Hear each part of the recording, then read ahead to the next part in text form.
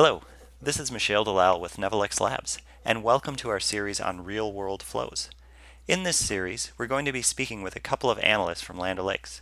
Today, we've got Adam Lenart here to discuss their terminated user flow. But before we begin discussing the flow, thanks for joining, and could you please introduce yourself, Adam? Thanks, Michelle. So my name is Adam Lenart. I've been working with Nevelex Labs and Security Flow for about 3 years now, and we've been using their tool to help improve our processes as well as help save time and reach farther than that we could without a SOAR tool.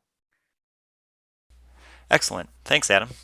Hey, why don't we jump right in and discuss the flow you're showing? Yeah, so what we have here is a terminated user monitoring flow. And what we do at Land O'Lakes is whenever a user leaves the company, they get marked as terminated in Active Directory. And previously, we weren't really able to consistently monitor this action. But with the help of Security Flow, we were able to create an alert in our SIEM that comes from Active Directory. And anytime a user is terminated, we can go through the SIM logs through API and see if any particular actions um, was occurred by the user that might not be normal for someone to do right before they leave the company.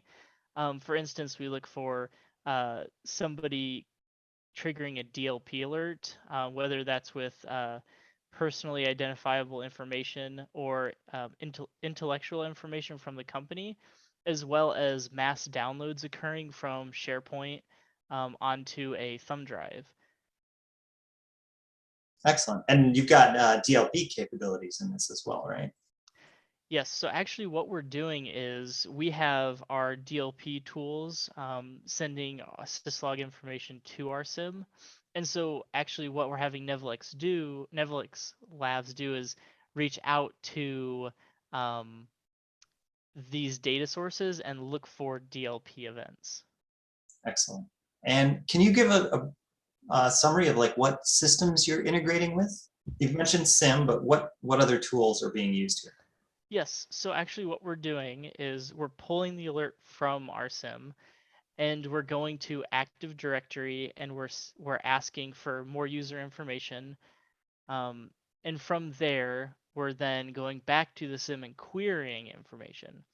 And the best part about this flow is actually if something is found, we go ahead and create a ticket in ServiceNow with all the needed data that our team needs to actively investigate as quickly as possible.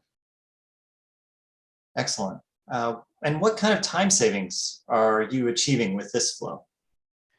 So with this flow, we see about 35 minutes of saving per run.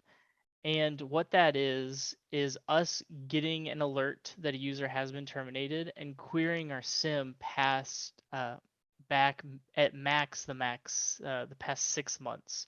So those queries being extra long, this allows us to have the security flow handle it all and save us the time from having to go and run those lengthy queries. Mm-hmm. And then how often does a flow like this typically run?